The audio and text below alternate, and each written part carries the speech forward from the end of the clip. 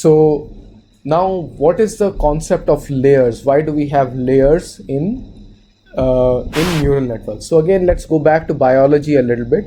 So let's talk about the mammalian visual cortex. So let's say we have a stimulus. Okay, so let's say this is a tree, and we have eye of a mammal. So this is the lens,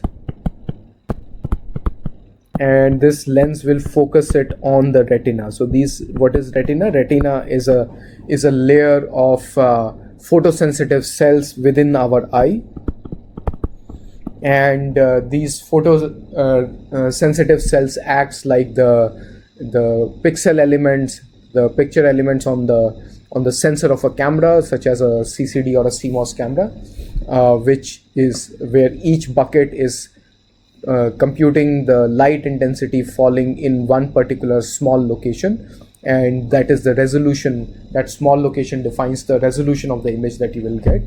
And similarly, we have a retina. It's slightly different from the camera sensors, in the sense that camera sensor has uniform spacing of these elements throughout, whereas in our eye we have a sensitive central region called fovea, and then we have less sensitive surrounding area which forms our peripheral vision.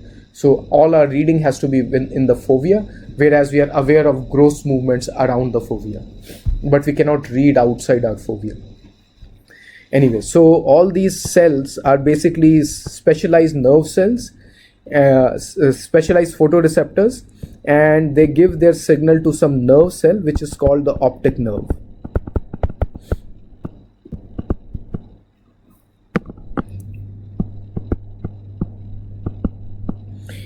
This optic nerve goes into a layer of neurons, and that first layer of neurons is called V1. This set of neurons, what it does is it looks at the pixel elements that are in any location and their relation to its surrounding pixel elements. So think about it this way. So if what is important for us to recognize shapes, and shapes that are crucial to our survival, are things such as dangerous animals and food, right? And for these, to recognize these things, we need to recognize shapes. So let's say this is a fruit, right? What distinguishes a fruit from its surroundings is the edge of the fruit, right? So there's a particular shape that is the edge of the fruit. Now if the image of that edge is falling over the retina, over this region of the retina, one side of it is going to be dark and the other side is going to be light, right? So these edges are defined by certain regions of darkness and lightness that fall in certain spatial arrangements. So here the spatial arrangement is that if we draw a vertical line, the left side is light, the right side is dark, whereas at the bottom, the top side is dark and the bottom side is light, and then we can have diagonal edges and so forth all along the image. So we have specialized cells in V1 that detect different oriented edges. Some detect vertical edges, some detect horizontal edges, some detect diagonal edges and so forth. Some detect dots, dot is basically darkness surrounded by lightness, or lightness surrounded by darkness. Okay. So these dots are important for recognizing dangerous snakes, or not sure how they came into the cortex, but they are definitely useful. We enjoy lots of beautiful patterns, if not just, if we are not worried about survival yet, but we got to this point of enjoyment because we have figured out survival by having a very complex visual cortex and an overall brain. So here the first layer is V1, which basically detects dots and bars and these edges, and then we have another layer which is V2. So all the inputs from here are sent to V2, which is another set of neurons, and these in V2 what we have is We look at combinations of edges to find corners and shapes and so forth. Similarly, we have V3, V4, etc. And then it goes into a very complicated information extraction later on in the visual cortex. But the first few layers are better understood because they extract simple features. So there are few key concepts here. First is that the kind of features that are being extracted, they are simple. Okay, so lower layers are simple. Lower layers extract simple concepts.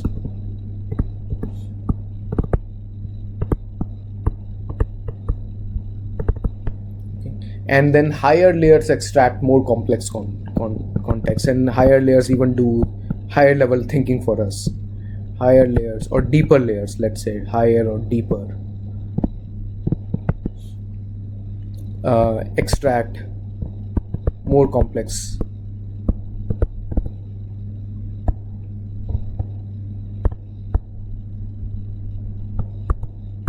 concepts.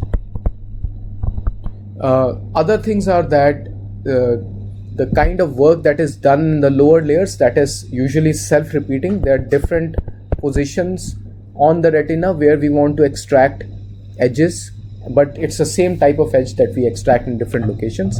But later on, once we are looking at different concepts such as fruit or a tiger or a snake or a desirable mate or whatever that is, that becomes slightly more specialized, and it is not like a self-repeating pattern. It's perhaps only one neuron is responsible for assessing danger, one for assessing, or a group of neurons, a small group of neurons is for assessing food and so forth and so forth. So there's a layer structure. The layer also means that the information flows this way, but the information does not come back. Okay, so that's an important concept of a layer, that the information goes deeper into the neural network, it does not come back. And another important concept of the layer is that within the layer there is not much information exchange very far from the location of the neuron. So if we extract an edge, we only need to look at a small region. We don't need to interact with what is going on far away in the field of the view. So that information exchange only happens very locally, if at all. We will look at it in convolution neural networks. That's the concept of a convolution. But for the current topic, we are not even looking at any exchange of information within the same layer. So all information exchange happens goes from the lower layer to the upper layers or the deeper layers. We will see that during training the information also comes back from deeper layers to the lower layers. But for now, just for processing the information, not for training, just for processing the information, for inference, it just flows one way.